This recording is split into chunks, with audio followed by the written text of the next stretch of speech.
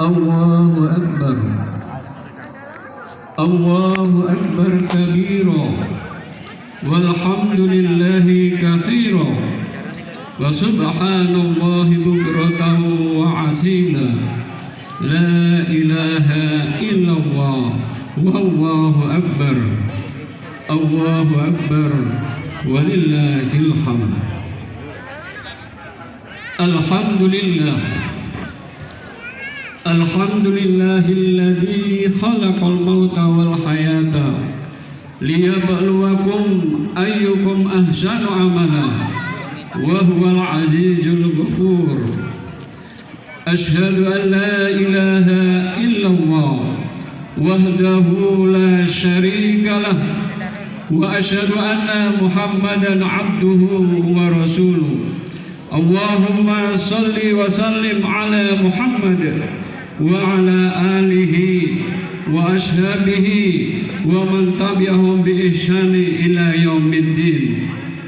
أيها الحاضرون أوصيكم ونفسي بتقوى الله فقد فاز المتقون كما قال الله تعالى في كتاب الكريم. أعوذ بالله من الشيطان الرجيم. يا أيها الذين آمنوا اتقوا الله حق تقاته ولا تموتن إلا وأنتم مسلمون. صدق الله العظيم. الله أكبر الله أكبر walillahil hamd. Para hadirin jamaah sholat Idul Adha yang dimuliakan oleh Allah, pada kesempatan yang berbahagia ini tiada kata yang pantas dan indah untuk kita ucapkan selain kata syukur alhamdulillah. Karena di tengah-tengah masa pandemi COVID-19 kita masih diberi kesehatan dan kebugaran oleh Allah Subhanahu wa ta'ala, sehingga kita dapat melaksanakan sholat Idul Adha di majelis yang insya Allah penuh barokah ini. Sebab banyak saudara-saudara kita yang berguguran, banyak teman-teman kita, sahabat kita, famili kita, pimpinan kita satu persatu dipanggil oleh Allah untuk menghadap kehadiratnya.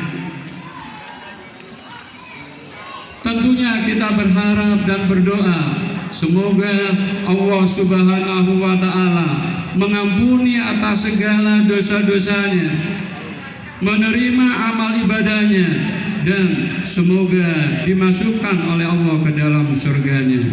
Allahu Akbar walillahil hamd. Pada pagi ini Selasa 20 Juli tahun 2021 bertepatan tanggal 10 Zulhijjah tahun 1442 Hijriah, kumandang takbir, tahmid, tasbih dan tahlil menggema membelah angkasa, menghiasi jagat raya. Hari ini lebih dari 1,6 miliar kaum muslimin merasa bangga, merasa gembira dan bersyukur karena Allah Subhanahu wa ta'ala telah menjadikan umat yang terbaik di antara umat-umat yang lain. Kuntum khaira ummatin ukhrijat linnas ta'muruna bil ma'ruf wa tanhauna 'anil munkar wa tu'minuna billah.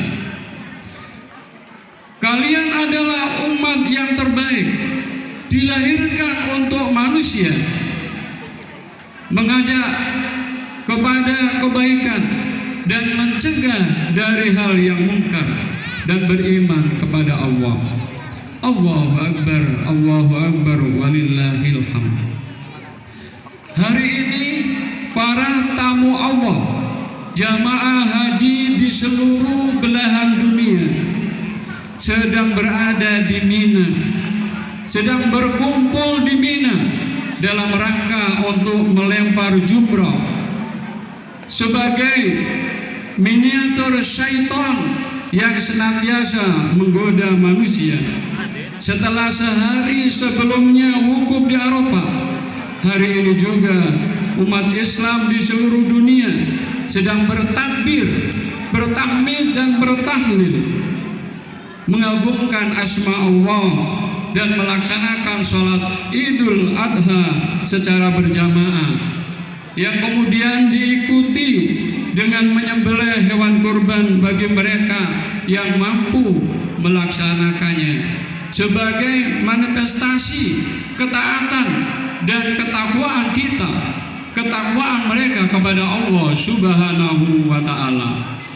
Sebagaimana Allah berfirman, la yanalallaha lahumuha wala dima'uha walakin yanaluhu taqwa minkum. Daging-daging dan darahnya itu sekali-kali tidak dapat mencapai keridhaan Allah, tetapi hanya ketakwaanlah yang dapat mencapainya. Allahu Akbar, Allahu Akbar, walillahil hamd. Perintah menyembelih kurban adalah perintah Allah Subhanahu wa ta'ala yang telah mengabadikan pengorbanan terbesar Nabiullah Ibrahim alaihissalam, yang rela menyembelih putra kesayangannya yakni Ismail, yang sejak lama berpisah dengan anak dan istrinya dalam rangka menunaikan perintah Allah. Namun setelah bertemu anak dan istrinya dengan penuh kerinduan karena sekian lama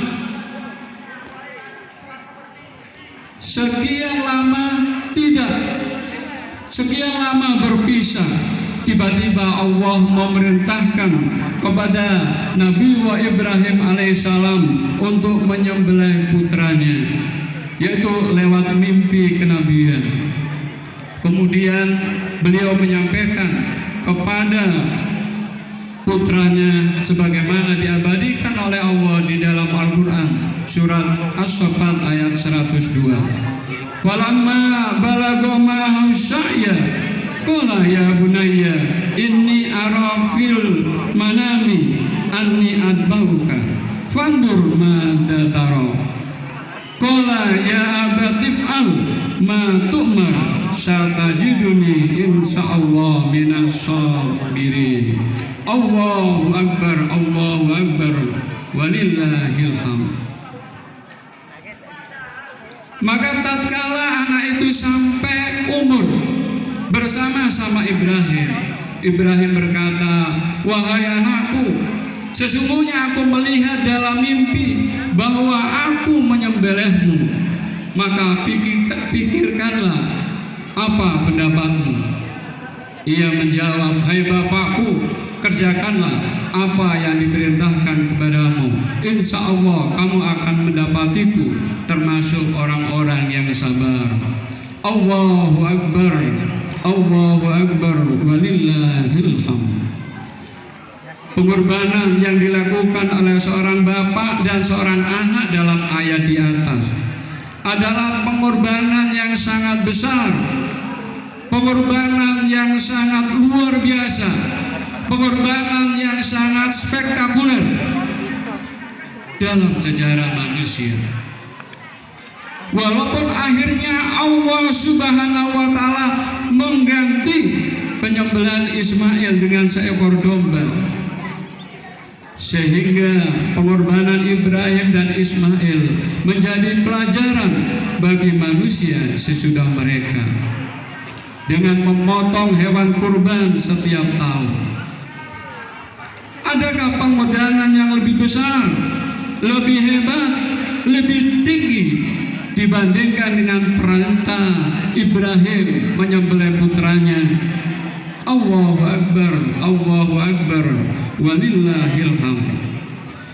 Sungguh pengorbanan itu atau pengorbanan kita itu dengan menyembelih seekor kambing yang mampu kita beli saat ini adalah pengorbanan yang sangat ringan, pengorbanan yang sangat kecil, pengorbanan yang sangat enteng, pengorbanan yang sangat sepele bila dibandingkan dengan yang dilakukan oleh Nabiullah Ibrahim alaihissalam.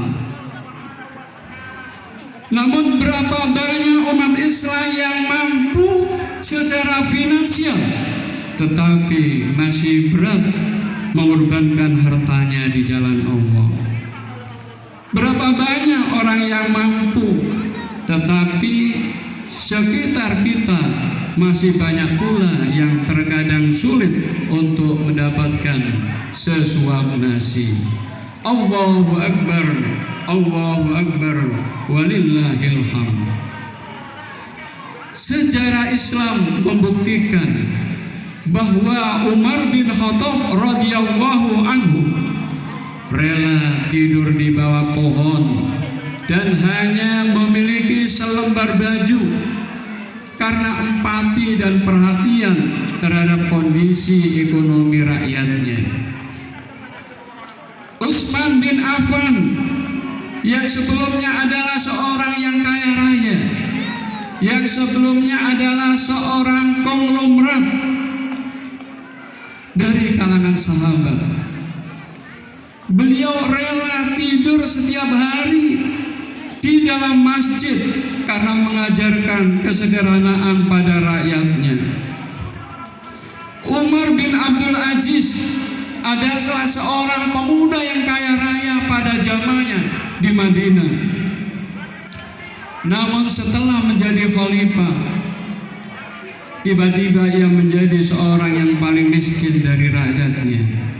Begitu juga Sultan Salahuddin Al-Ayyubi yang disegani oleh Eropa sepanjang masa. Ketika menjadi pemimpin, jarang tersenyum dan jarang hidup enak-enakan atau hidup bersenang-senang.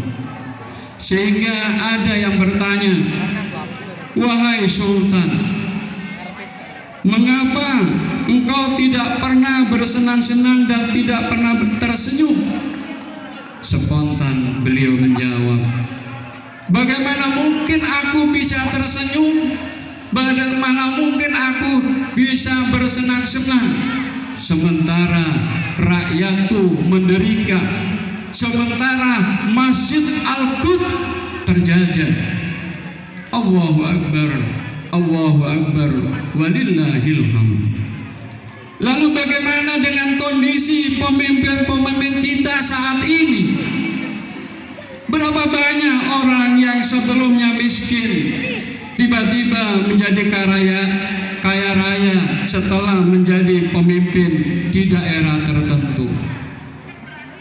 Berapa banyak orang yang tidak memiliki harta benda tiba-tiba memiliki harta benda yang melimpah ruah setelah menjadi penguasa, setelah menjadi pejabat, setelah menjadi pembesar, sementara rakyatnya menderita, rakyatnya lapar, rakyatnya fakir, dan hidupnya di bawah garis kemiskinan. Apa yang membuat mereka berbeda dengan pemimpin Islam sebelumnya? Ternyata yang membedakan adalah semangat pengorbanan karena Allah Subhanahu wa Ta'ala untuk rakyatnya. Mereka datang bukan untuk memerintah dan menguasai, atau tidak untuk menjadi penguasa, melainkan mereka untuk melayani dan berkorban apa yang mereka miliki untuk rakyat dan negerinya. Mereka datang untuk memperjuangkan nasib dan penderitaan rakyatnya. Mereka datang untuk memberikan apa yang ada pada dirinya, baik berupa pikiran, tenaga, waktu, dan harta untuk umatnya, bukan memperkaya diri, keluarga, apalagi kelompok atau golongan. Allahu Akbar, Allahu Akbar, walillahil hamd. Inilah yang dikatakan oleh Rasulullah Sallallahu Alaihi Wasallam dari Sahal bin Sa'ad, Sayyidul Qaumi fis sabari khadimuhum. Pemimpin sebuah kaum dalam perjalanan adalah pelayan mereka. Hadis riwayat Hakim dan Baihaqi. Pemimpin yang soleh dan baik akan membawa umat dan rakyatnya kepada kebaikan.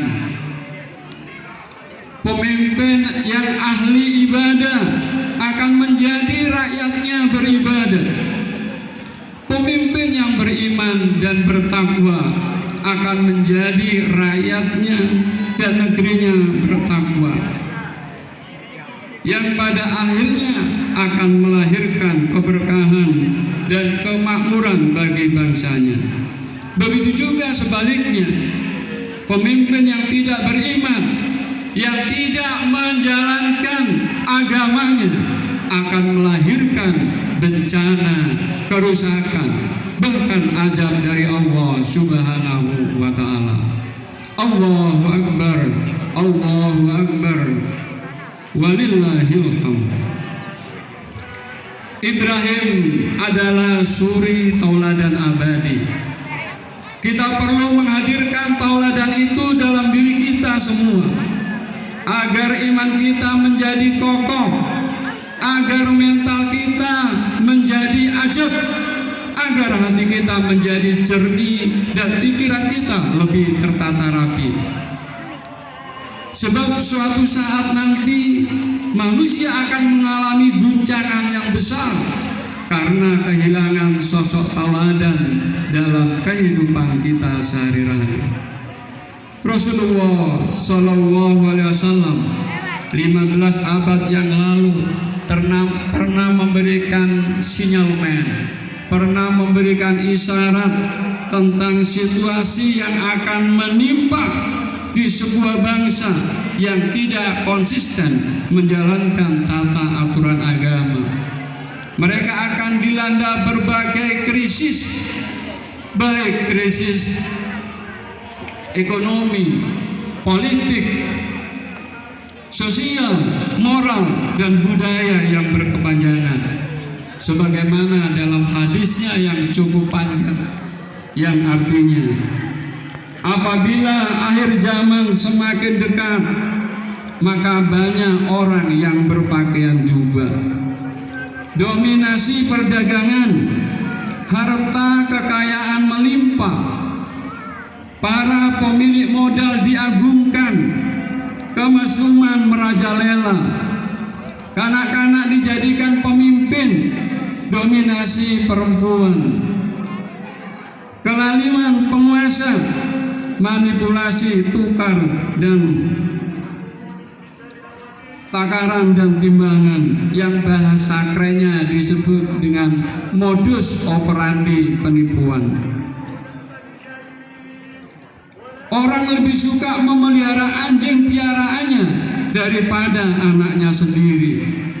Tidak menghormati orang yang lebih tua, tidak menyayangi yang kecil, membiaknya anak-anak hasil zina, sampai-sampai orang Islam menyetubuhi perempuan di tengah jalan. Maka orang yang paling baik di zaman itu hanya bisa mengatakan, tolonglah kalian menyingkir dari jalan. Mereka berpakaian kulit domba tetapi berhati serigala. Orang paling ideal di zaman itu adalah para penjilat. Hadis riwayat Hakim dan Tabrani. Allahu Akbar, Allahu Akbar, walillahil hamd. Ternyata fenomena sosial yang dikhawatirkan Rasulullah Sallallahu Alaihi Wasallam tersebut pada kenyataannya telah bermunculan dan hadir nyata di tengah-tengah bangsa yang sedang dirundung krisis multidimensi ini. Oleh karena itu, para jamaah yang dirahmati Allah, di hari yang berbahagia ini kita hendaknya berniat dengan ikhlas untuk meneladani Nabi Ibrahim alaihissalam agar bangsa ini tidak tersungkur berlama-lama dan kita bisa berdiri sejajar dengan bangsa-bangsa lain di dunia. Hanya dengan pengorbanan yang ikhlas dan keimanan yang mantap, negeri ini insya Allah menjelma menjadi negeri baldatun thayyibatun wa rabbun ghafur. Untuk itu di akhir khutbah Idul Adha ini, mari kita akhiri dengan doa. Bismillahirrahmanirrahim. Innallaha wa malaikatahu yusholluna 'alan nabi ya ayyuhalladzina amanu shallu 'alaihi wa sallimu tasliman. Allahumma ighfir lil mu'minina wal mu'minat wal muslimina wal muslimat al ahya'i minhum wal amwat innaka sami'un qaribun mujibud da'wat ya qadiyal hajat. Allahumma a'izzal islam wal muslimin wa adilla syirka wal musyrikin. Allahumma a'izzal islam wal muslimin wa adilla syirka wal musyrikin. Allahumma aslih lana dinana alladhi huwa ismatu amrina wa aslih lana dunyana allati fiha ma'asuna wa aslih lana akhiratana allati fiha ma'aduna waj'alil hayata ziyadatan lana fi kulli khair waj'alil mauta rohatan lana min kulli syarr. Allahumma nasruna fa innaka khairun nasirin waghfir lana fa innaka khairul ghafirin warzuqna fa innaka khairur raziqin wabtah lana fa innaka khairul fatihin warhamna fa innaka khairur rahimin wahdina wa nazina minal qaumid dhalimin wal kafirin. Allahumma innaka ta'lam anna hadhil qulub qad ijtama'at ala mahabbatik wa taqat ala ta'atik wa tawahadat ala da'watik wa ta'ahadat ala nusrati syari'atik wa wasiqillahumma rabitataha وأدم ولدها واهدها سبلها واملأها بنورك الذي لا يهبو واشرح صدورها في فيض الإيمان بك وجميل التوكل عليك وأحيها بمعرفتك وأمدها على شهادة في سبيلك إنك نعم المولى ونعم النصير. اللهم آمين وصلى الله على محمد وعلى آله وصحبه وسلم. Aqulu qouli hada wastaghfiruhu innahu huwal ghafurur rahim. Wassalamu alaikum warahmatullahi wabarakatuh.